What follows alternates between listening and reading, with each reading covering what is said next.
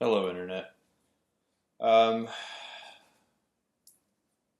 not having a very good day today, and this channel is all about documenting where I'm at. So this feels like an important day for me to document. Are you fucking? Are you kidding me? I have to update my computer, I guess. Whatever. I'm not really worried about how this video is perceived. I'm currently preparing to roll something, if you know what I mean. So, alright, let me just get right to it. Today is the 7-year anniversary of one of my best friends growing up, one of my closest childhood friends.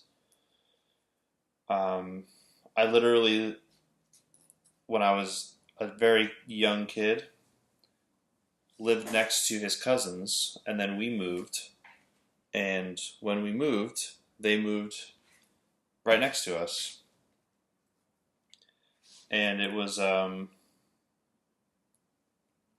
pretty cool because he was 2 years younger than me, but same age as my sister, so not a huge age difference.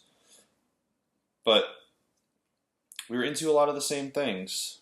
We both really liked video games. We played a lot of, Guitar Hero and Halo, lots of Xbox.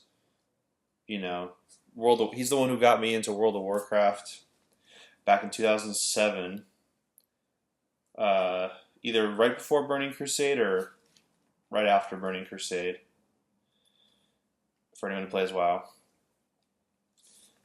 And he also skateboarded, which is something that I, still am into to this day. I really like skateboarding. And I don't want to make this video fully just like a tribute to him, but it really got me thinking today that it's really hard to. Okay, I guess I have to explain this more. So basically, he had trouble with drugs, right? I don't want to get into specifics, especially because I'm still very, my family's close with his family. They are basically family. But when he was really having a hard time, he wasn't getting a lot of support from people in his life. And I was one of the people that supported him. I would drive him to rehab and I would just, take him to places that he needed to go because, he needed help. And it was really difficult. And I was always very conflicted because he was not always the best to me. But I understood why. And he was never manipulative to the point where he was taking from me. But he definitely would try sometimes to just get what he needed, if that makes sense. And then, while this was all happening, I, was planning on moving to New York City. I moved to New York City. And we kind of lost a little bit of contact. I would keep up with him every once in a while, but he used to live next door. I don't know if I mentioned that already. He was my next door neighbor growing up. I did mention that, yes. Alright, my brain's a little fried today. So, sometimes I think about how things could have been different if I didn't move to New York. I'm not saying I could have saved his life. I'm not naive enough to think that I know how addiction works. But and he had a lot of friends too. I don't want to make it seem like I was the only person he had. I was just the most accessible person that he had that would support him in that way because I lived literally next door and I knew him my whole life. And I just really, I live with regret a little bit. You know, I try not to regret things. And I don't regret it because I needed to just do what was right for me. That's what everyone needs to do, you know? But I just wish I could talk to him, you know? Like, that's the weirdest thing about grief for me so far is, you know, it's been 7 years. I just wish I could just tell him what I'm doing. Like, he doesn't even know I live where I live now. You know, he doesn't really know anything that I'm doing now because my life is very different than it was 7 years ago. And I just really wish I could have had more time with him. But I guess that's just how life is. And I have another kind of similar situation now, but with my grandma. So I don't think I've mentioned this before on this channel before. I don't remember. Maybe I did. I honestly can't remember. But 2 years ago, my grandma passed away. And for the last 2 years of her life, I was living 3,000 miles away in a different city. And she ended up living, you know, she always lived in the same town as me, and I saw her all the time. And she was a huge part of my entire childhood. And she essentially had a hand in raising me because she was, you know, she was that present in my life that she was just a part of our immediate family, you know? I understand some people aren't like as close with their grandparents, and I understand, you know, I had other grandparents that I wasn't as close with, and I had other grandparents that I never even met. But my grandma was a huge, huge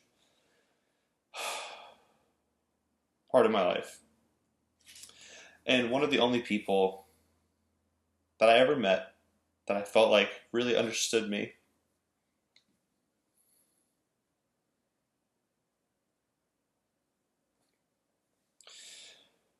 Anytime I'd be having thoughts about people and just like, why are they like this? Why is everybody like this? I always just felt so alone. And she always understood because I knew she felt the same way.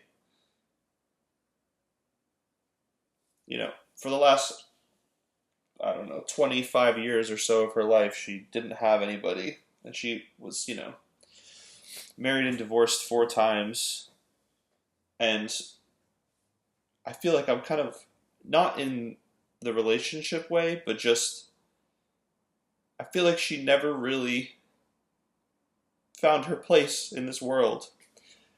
But she always had my family, and she always had my mom. And that was like enough. That's enough, you know? Family is enough. It really is. And it's not like she had a bad life. She did everything she wanted to do. The reason that she wasn't with somebody is because she didn't want to be. She wanted to just do her own thing. And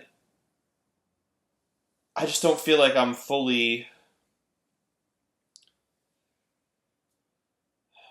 haven't fully come to grips with that yet. I know it's been 2 years. Everybody grieves differently. I'm still like learning what grieving even means to me in regards to my grandma. It's very strange, but it just really has me thinking, man. Like, I miss my family so much. It's been 4 years since I've lived near them, and all my closest friends that I consider my brothers, they're all still in basically my hometown, and I never fucking see them. And it sucks. I'm so fucking lonely out here. Like, I have my partner and I have my partner's family, and she has a pretty big family, and I'm close with all of them, and that's amazing. I'm so blessed. But that's all I have here. And it's like, yeah, I could make new friends. I could meet new people, but I have people already. They're just not here. But the problem is I don't want to move back to New Jersey. I don't want to move back to the East Coast. That place fucking spit me out. I lived in New York City for 5 years. It was one of the best experiences of my life, but it really proved to me that this is not where I'm supposed to be. I grew up in New Jersey my entire life. I always had a love-hate relationship with it, but I always knew that it's not where I would end up. And then when I met my partner, and she's from Portland, and coming to visit, when I first met her a couple times, my first couple times being here, I just completely fell in love with this place. And I was like, yeah, I mean, once we knew we were going to be together, we knew we were going to come out here eventually, but we also wanted to live in New York. So we lived with my parents for about 2 years, and then we lived in New York City for about 5 years. And then once COVID hit in 2020, we were like, let's get the fuck out of New York. And that's what we did. We moved to Portland in November of 2020. And I've been here ever since, working remote, just fucking isolated. And I'm the type of person that really loves being alone. And I really love alone time. I absolutely need it, or else I will go crazy. But I don't have a lot of anything else, and I am a human. And I just feel like sometimes I just feel like I'm paying for my own prison because I work from home. I don't want to get into that. Everybody has their own shit, right? You can't really compare suffering.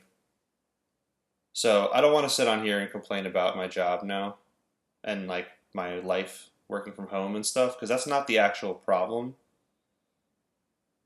The problem is I just have yet to find a place, whether that be a physical place or a community or just a group of people, even just like a type of person that I can like relate to on a deeper level and feel like I belong. I haven't found that in my life. I've always felt like I've just kind of am on my own. And I think that's a good mentality to have for the most part.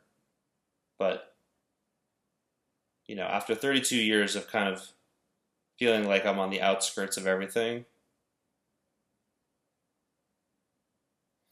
it really sucks, man. And, that's part of the reason why I make videos like this, is because I just want to connect with people in any way that I can. And I'm really good at speaking. I'm good at expressing myself. I'm good at like stating my mind. And I think I'm really good at talking to people too. I'm really good at communicating. So I always say this channel is to like document my life and just kind of see where I'm at for my own reference, which is absolutely true. But I always wanted to have people that understand me for who I really am. Because it doesn't matter if you believe this or not, but these videos are who I really am. Because I'd be doing myself a disservice if I was dishonest in my videos. So anybody who watches my videos and likes them, at least what I'm willing to share with the internet, you guys understand me. You guys know who I am. I don't think a lot of creators would agree with that. And maybe that's just how I feel right now because of my, how lonely I feel or whatever. But I believe that. And it's like a way for me to be like, well, if you understand me in this way, then I don't have to like try to fit in, you know?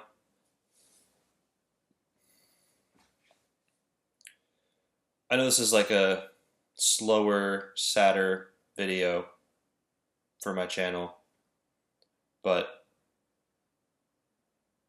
I don't know. I don't even know if I'm going to upload this, to be honest.